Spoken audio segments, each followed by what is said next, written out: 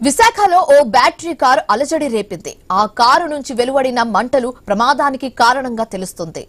మద్దెలపాలెం సమీపంలో వంశీ ఫంక్షన్ హాల్లో ఈ అగ్ని ప్రమాదం చోటు చేసుకుంది. దీనికి సంబంధించిన పూర్తి సమాచారం మా ప్రతినిధి రాజు అందిస్తారు.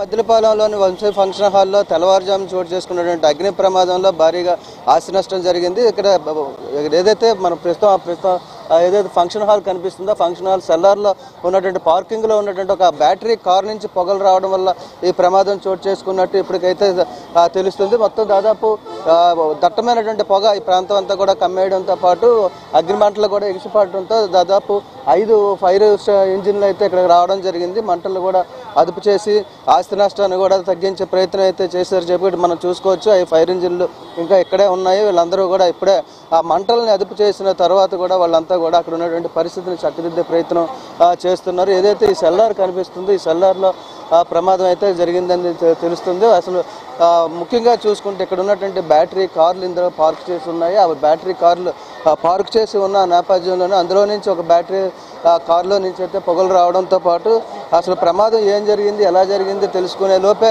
మొత్తం అంతా కూడా ఇక్కడ ఉన్నటువంటి కార్లు ఇవన్నీ కూడా దగ్ధమైనట్టుగా తెలుసు. పూర్తిగా దగ్ధం అయిపోయి ఇప్పటికీ కూడా ఇంకా పొగ అయితే లోపల నుంచి ఇప్పటికీ వస్తున్నప్పటికీ కూడా మంటలు అదుపు చేయడంతో ప్రమాదం అయితే తప్పిందని చెప్పుకోవచ్చు. ఇక మనం లోపలికి వెళ్ళి చూస్తే ఏదైతే కారు ప్రమాదానికి గురైనటువంటి అదే ప్రమాదానికి కారణమైనటువంటి కారు ఏదైతే ఉందో ఆ కారుని ఇక్కడ మనం చూసుకోవచ్చు. వెంటనే ఈ ప్రమాదాన్ని అయితే మంటలను ఆర్పే ప్రయత్నం అయితే చేయడంతో ఎలాంటి ప్రాణ నష్టం కూడా జరగలేదని చెప్పి కూడా అధికారులు చెప్తున్నారు. అసలు ఇక్కడ చూసుకోవచ్చు ఫైర్ సిబ్బంది అయితే అందరూ కూడా ఇక్కడికి వచ్చి కష్టపడిన పరిస్థితి ఉంది.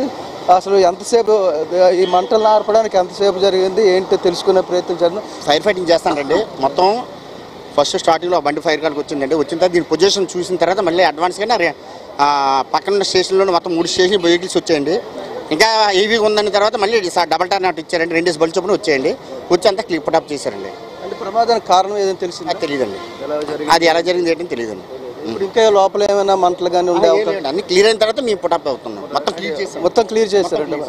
ప్రాణ నష్టం కానీ ఎలా? ప్రాణ నష్టం ఏం లేదండి. ఎటువంటిది ఏం లేదండి. ఇది మొత్తంగా చూసుకుంటే అయితే ఫైర్ సిబ్బంది అయితే రావడం జరిగింది. ఇక్కడ ఉన్నటువంటి మంటల్ని అదుపు చేయడానికి చాలా కష్టపడాల్సిన పరిస్థితి అయితే కనిపిస్తున్న నేపథ్యంలోనే మంటలు అయితే అదుపు చేసిన తర్వాత ఇక్కడ పరిస్థితి చూస్తే అది ఇంకా ఆస్తి నష్టం ఎంత అనేది అయితే అంచనా వేయాల్సిన పరిస్థితి ఉందని చెప్పి ఫైర్ సిబ్బంది కూడా తెలియజేస్తున్నారు. వాళ్ళకు వచ్చినటువంటి సమాచారం మేరకు ఇక్కడికి దాదాపు 5 ఫైర్ ఇంజిన్లు అయితే రావడం జరిగింది. మంటలతో పాటు పొగను కూడా కంట్రోల్ చేసి ప్రస్తుతం అయితే పరిస్థితిని అదుపులో ఉంచే విధంగా అయితే చర్యలు తీసుకుంటున్న పరిస్థితి కనిపిస్తుంది. వీడియో జర్నలిస్టు శివశంకర్తో రాజు, ఐ న్యూస్, విశాఖపట్నం.